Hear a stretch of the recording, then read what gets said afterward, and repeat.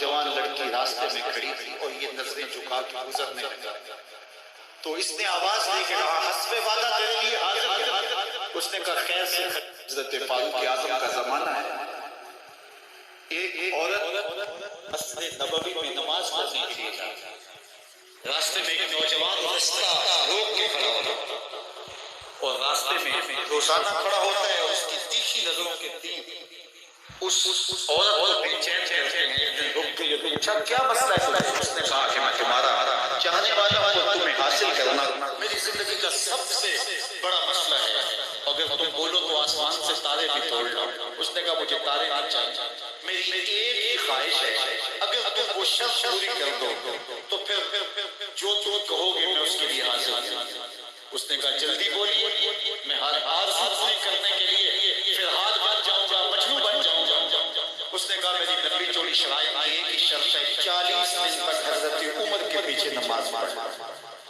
40ویں دن آخری نماز کے بعد یہاں میں تیرا انتظار کرتا۔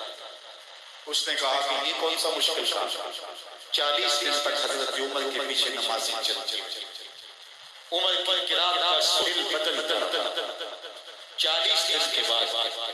آخری نماز جب ہوئی تو وہ نوجوان لڑکی راستے میں کھڑی تھی اور یہ نظریں جھکا کے گزرنے لگا،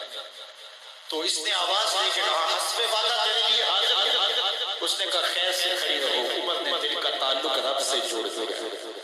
تیری یہ دعا ہے کہ وہ میری آرزو پوری، اقبال والا تیری یہ دعا ہے کہ وہ میری آرزو پوری، میری دعا ہے کہ تیری آرزو بن جائے، تیری تمنا ہی تکمیل ہو جائے۔ آرزو تو ساری زندگی پوری نہیں ہوتی، کاش ہے کوئی زندگی کا رخ پھیر دے، کوئی زندگی کی سمت ہی تبدیل کر دے، جس کو حاصل کرنے کے لیے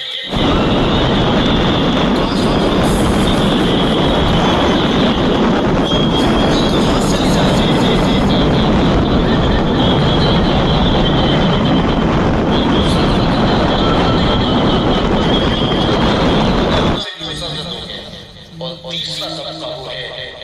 کہ جو نیکی کرنے کے باوجود بھی ڈرتا ہے، پتہ نہیں میری نیکی بھی قبول ہوئی ہے یا نہیں۔ حضرت سیدنا عمر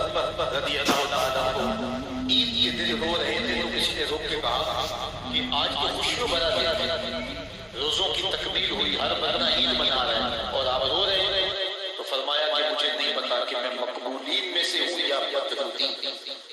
میری نیکی قبول ہوئی ہے، میرے روزے قبول ہوئے ہیں یا رد ہے۔ یہ وہ لوگ کہ جو نیکی کرنے کے باوجود بھی ڈرتے ہیں کہیں ہماری نیکی رد نہ کر۔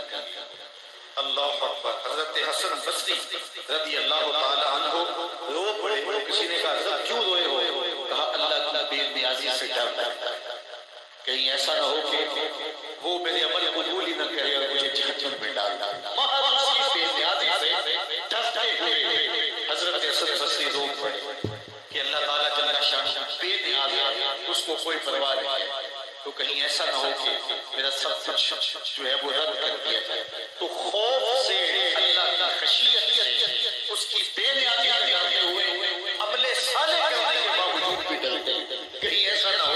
کہ ہمارے عمل رد کر۔ اور کچھ لوگ خاتمے کی وجہ سے ڈرتے ہیں، کہیں ایسا نہ ہو کہ ساری زندگی ہمارا عمل اچھا رہا ہو اور ہمارا آخر برباد۔ ایسے لوگ بھی ہوتے ہیں کہ جن کے عمل بہت اچھے ہوتے ہیں ساری زندگی، لیکن ان کا آخر ٹھیک نہیں ہوتا۔ بلعام بن باورہ کی مثال ہمارے سامنے موجود ہے۔ بنی اسرائیل کا مستجاب الدعوات ولی، اور جب ہاتھ پھیلا کے دعا مانگتا تو منہ پہ ہاتھ بعد میں پھیرتا، قبولیت پہلے ہوتے، اتنا مستجاب الدعوات ولی۔ پھر کیا ہوا کہ اللہ کے نبی کے خلاف اس نے ہاتھ اٹھا دیا، جب میں آ گیا کہ میں اللہ کی بارگاہ میں مقبول ہوں اور میری ہر دعا مان لی جاتی ہے، تو پھر کسی کے کہنے پہ وقت کے نبی کے خلاف دعا کرنے کے لیے کھڑا ہو گیا، اور جو کہنا چاہ رہا تھا وہ اپنے حد نکل گیا، اور پھر زبان اس کی لٹک زمین چاچا اور قرآن نے اس کی مثال کتے کی مثال۔ اب ذرا غور کیجئے کہ بنی اسرائیل کا مستجاب دعوات ولی، لیکن انجام اتنا بد ہوا، مثلہ کمثل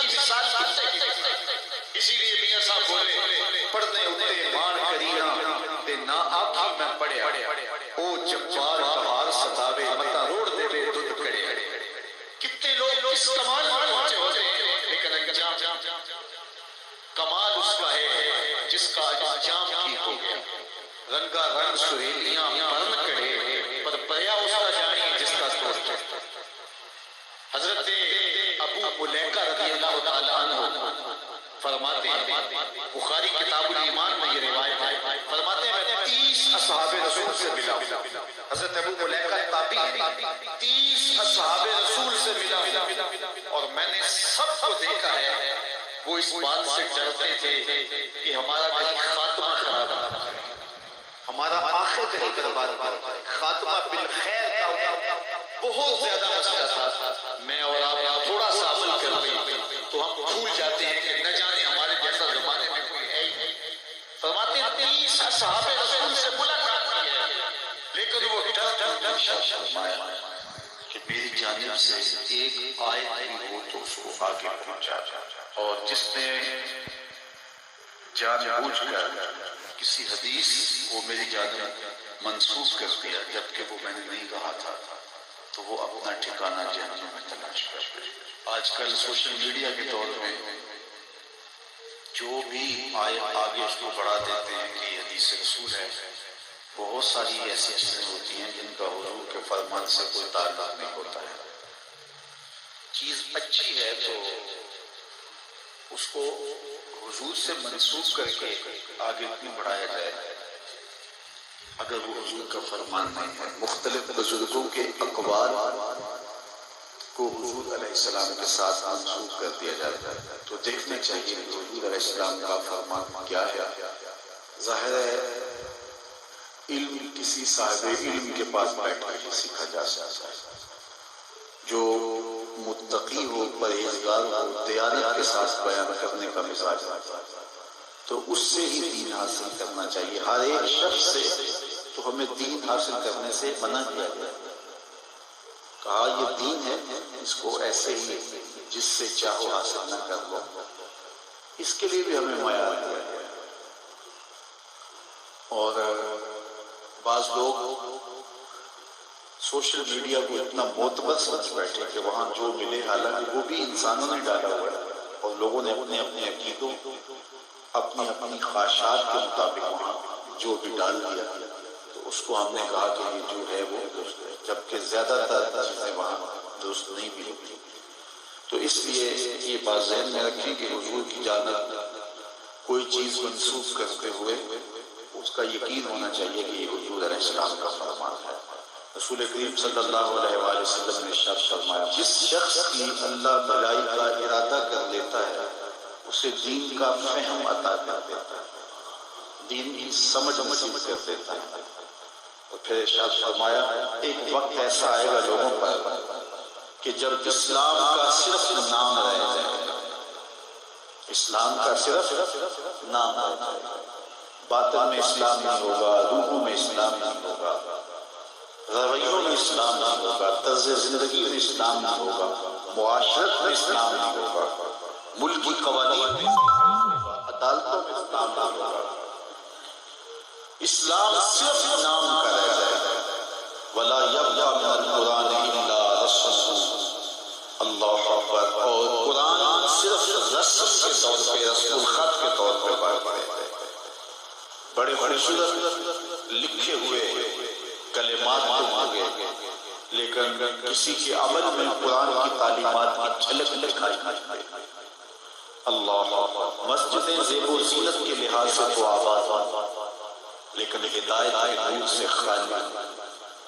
ممبر و محراب سے لطیفے سنائے جا رہے ہیں ہم تو دیکھ رہے ہیں کہ اس دور میں بھی ایسا ہو تلقین غزالی نہیں رہی اور فلسفہ رومی نہیں رہا اذان رہ گئی انداز بلائی نہیں رہا حضور نے فرمایا کہ سب سے شریف طبقہ اگر ہے تو وہ بھی علماء کی روح میں ہے اور سب سے اچھا طبقہ اگر گھومنے نکلو فرمایا وہ بھی اور کہیں نہیں ملے گا وہ بھی علماء کی روح میں اس لیے سب سے زیادہ پہچان پٹک پہ شبہ کو جانا چاہیے اور دیکھنا چاہیے کہ خیر کہاں ہے اور خیر کو حاصل کرنے کے لیے 2 قدم آگے بھی چلنا پڑے تو کوئی حرج نہیں، اور شر کو چھوڑ دینا چاہیے۔ حضور نے ارشاد فرمایا اللہ کے نزدیک سب سے زیادہ لوگوں میں جو شریر شخص ہے،